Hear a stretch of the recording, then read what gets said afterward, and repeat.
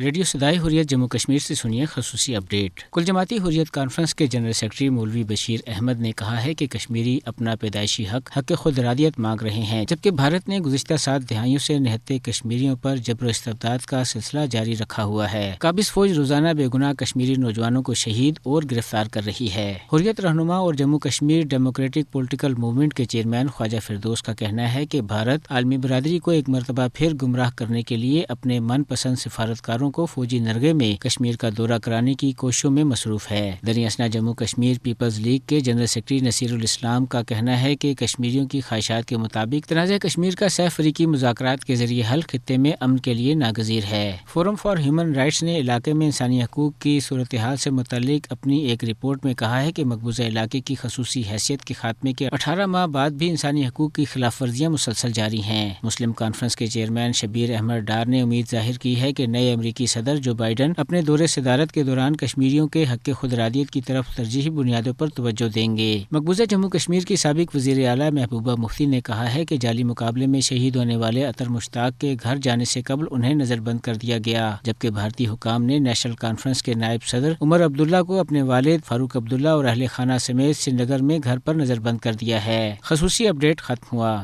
جبر کی بنیاد پر اپنے ناجائز تسلط میں رکھے جموں کشمیر میں جمہوریت کا لبادہ اوڑھے فسطائی بھارت کشمیریوں کو دبانے کے لیے موجودہ تاریخ کے بدترین مظالم ڈھا رہا ہے۔ مفروضوں کی بنیاد پر لوگوں کو قتل کرنا، ہیلوں بہانوں اور جھوٹے الزامات کے تحت ان کو گرفتار اور بعض کو غائب کر دینا، 24 گھنٹے کیے جانے والے فوجی آپریشنز میں بستیوں کو گھیر کر چادر اور چار دیواری کے تقدس کو پامال کرنا، اہل خانہ کو تشدد اور ہراسانی کا نشانہ بنانا، اسباب خانہ کو تہس نہس کر دینا، سینکڑوں اور ہزاروں کلومیٹر دور کے قابض فوجیوں کی طرف سے نسلوں اور دہائیوں سے آباد مقامی باشندوں کو عملاً یرغمال بنا کر شناخت کے نام پر توہین اور تذلیل کے مراحل سے گزارنا، عورتوں پر جنسی حملوں کو ایک جنگی ہتھیار کے طور پر استعمال کرنا، مراعات اور ترقیوں یا پروپیگنڈا مشین کے لیے ایندھن تیار کرنے کی خاطر بے گناہ لوگوں کو فرضی جھڑپوں میں شہید کرنا، ریکارڈ تعداد فوج رکھنا اور اسے وحشانہ قوانین کی پشت فراہم کرنا، عسکریت پسندوں کے صرف چند سو اور کمزور ہونے کا دعویٰ کرنے کے باوجود پوری قوم پر طرح طرح کے مظالم ڈھانا، جانوروں کی طرح مسلسل اسے ہانکنا اور اجتماعی سزا دینا، ظلم و جبر کی اس سے زیادہ اور کیا انتہائیں ہو سکتی ہیں؟ فسطائی مودی حکومت کے آنے اور 5 اگست 2019 کی جمہوریت کے نام پر جمہوریت کش آئینی جارحیت کے بعد سے تو ان مظالم کو ادارہ جاتی شکل دے کر ان میں بے پناہ اضافہ کر دیا گیا۔ سچ تو یہ ہے کہ جموں کشمیر اپنے حالات کی صورت عالمی ضمیر کے آگے ایک ہمالیائی سائز کا سوالیہ نشان بن چکا ہے، کیونکہ کبھی جنت نظیر کہلانے والے اس علاقے کو جمہوریت کے خود ساختہ ایک چمپئن نے جہنم زار بنا رکھا ہے، جہاں دنیا کے تمام انسانی اخلاقی اور قانونی ضابطوں کی دھجیاں اڑائی جا رہی ہیں۔